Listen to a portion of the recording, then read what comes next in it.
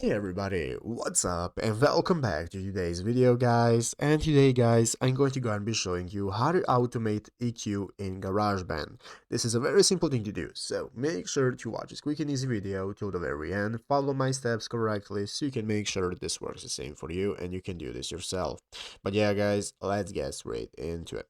So the first thing you want to do is to go ahead and open up the official GarageBand application on your mobile phone if you've not already. If you do not have the application, just go to the App Store and download it, and after opening it up you'll be greeted by this main page right here, which is the home page where you have all the instruments you can get started with playing, you have your audio recorder and so on.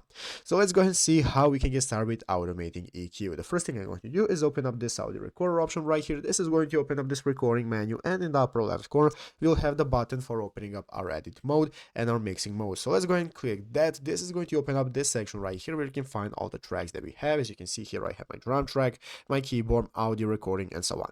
So basically guys, if you want to get started with automating your equalizer, all you have to do is go right here and click the icon of the instrument next to your track. So clicking the icon is going to open up this menu where one of the options is going to be called automation. So if you click on automation guys, this is now going to go ahead and give you the option to start automating your track. You can set all the options you want and how you want it to sound. Once you're satisfied, click done in the upper right corner, and this is now going to go ahead and give you a preview. So if you want to go ahead and set up your equalizer, what you want to do is click the sliders option right here next to FX, and this is going to open up the track settings. Once you scroll down, you'll find plugins and equalizer. Tap on that, and here you have your effect equalizer and visual equalizer that you can get started with automating as well to get your desired effect.